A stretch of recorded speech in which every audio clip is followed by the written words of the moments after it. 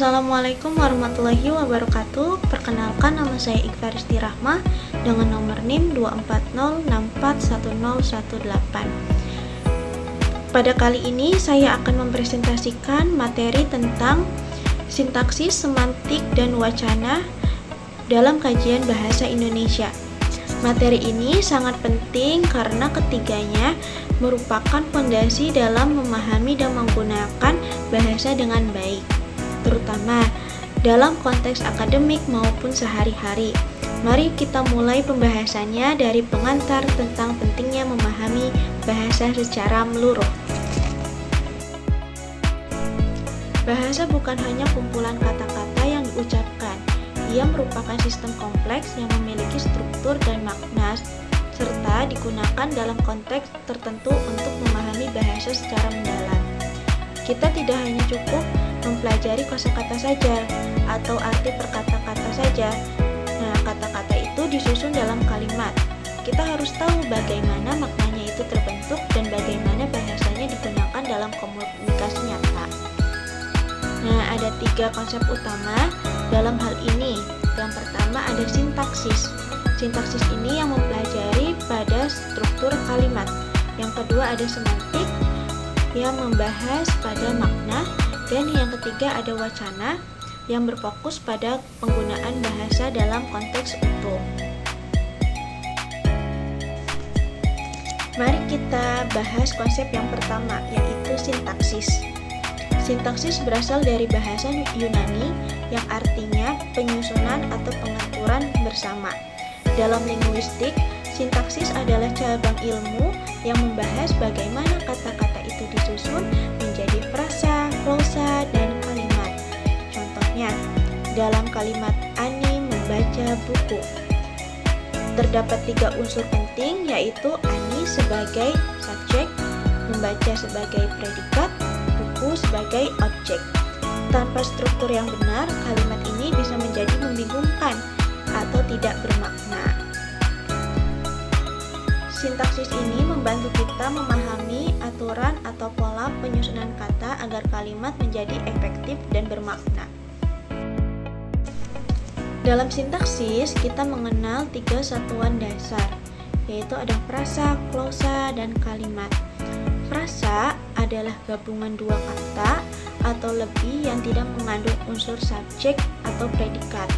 Misalnya, rumah besar, jalan panjang. Nah, yang kedua itu ada klausa. Klausa itu sudah memiliki subjek dan predikat, tetapi belum tentu merupakan kalimat yang utuh. Contohnya, dia belajar. Nah, kalimat ini tuh bisa menjadi bagian dari kalimat yang lebih panjang. Sementara itu ada yang ketiga, kalimat. Kalimat itu adalah satuan bahasa yang lengkap, bisa berdiri sendiri dan menyampaikan pikiran atau perasaan secara utuh. Misalnya, dia belajar setiap malam agar nilainya bagus. Nah, dalam pemahaman tentang ketiga unsur ini sangat penting untuk membangun kalimat yang benar dan jelas. Setelah memahami struktur, kita lanjut ke makna, yaitu semantik. Semantik adalah cabang linguistik yang mempelajari arti atau makna dalam bahasa. Tidak cukup hanya menyusun kalimat dengan benar. Kita juga harus memahami arti dari setiap unsur dalam kalimat tersebut. Misalnya, kalimat dia pintar bisa berarti pujian atau sindiran, tergantung intonasi atau situasi pembicaraan. Semantik ini membantu kita menghindari salah paham dan membuat komunikasi menjadi lebih akurat dan bermakna. Artinya, semantik tidak hanya membahas arti kata berdasarkan kamus, tetapi juga makna berdasarkan konteks. Dalam semantik terdapat beberapa jenis makna yang perlu kita pahami. Yang pertama, ada makna leksikal. Makna leksikal ini adalah arti sebenarnya dari kata sebagaimana tercantum dalam kamus. Misalnya, kata air. berarti cairan yang jernih dan bisa diminum. Yang kedua, ada makna gramatikal. Makna gramatikal ini makna yang muncul karena perubahan bentuk kata. Contohnya, tulis bisa berubah menjadi menulis, tertulis, penulisan, dan semuanya yang memiliki makna berbeda sesuai struktur gramatikalnya. Dan yang ketiga ada makna konstekstual. Makna konstekstual ini adalah makna yang bergantung pada situasi atau konteks kalimat. Misalnya, kata ringan tangan. Kata ringan tangan ini dalam arti harfiah berbeda dengan makna kiasan yang berarti suka membantu. Nah, memahami ketiga jenis makna ini penting untuk bisa menafsirkan bahasa dengan benar. Selanjutnya kita masuk ke konsep ketiga, yaitu wacana. Wacana adalah satuan bahasa yang paling besar dalam kajian linguistik.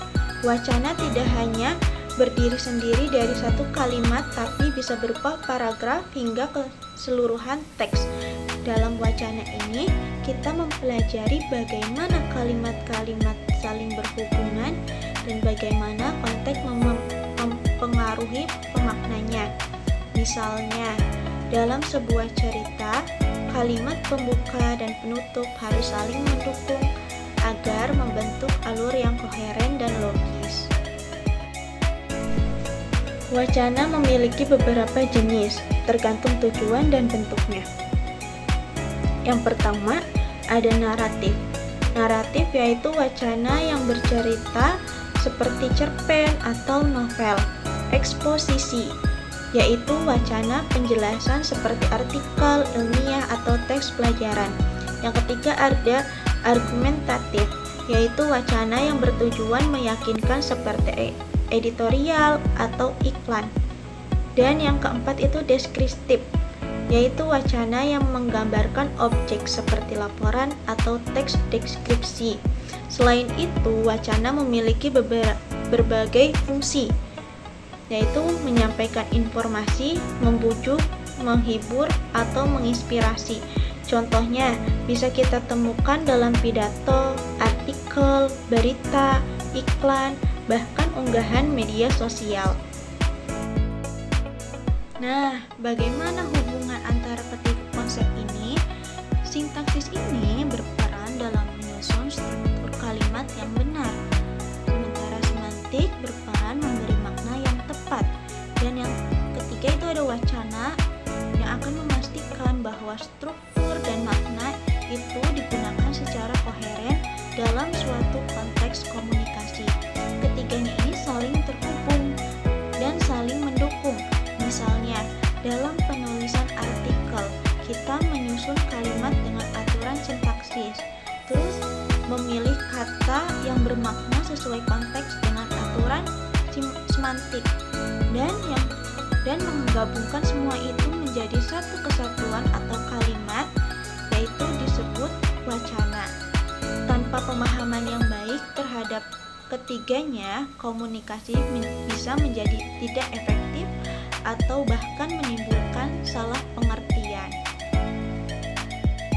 Sebagai penutup, dapat kita simpulkan bahwa sintaksis, semantik, dan wacana adalah tiga aspek paling penting dalam memahami dan menggunakan bahasa Indonesia secara baik dan benar. Pemahaman terhadap struktur, makna, dan konteks akan membuat komunikasi kita menjadi lebih jelas, efektif, dan bermakna. Dengan memahami struktur kalimat, makna kata, dan konteks komunikasi, kita bisa menjadi penulis, pembicara, maupun pendengar yang baik. Semoga materi ini bisa menambah wawasan dan bermanfaat bagi kita semua dalam memahami dan menggunakan bahasa Indonesia secara lebih cermat dan efektif. Terima kasih. Mohon maaf jika ada kekurangan dalam penyampaian. Sekian dari saya. Wassalamualaikum warahmatullahi wabarakatuh.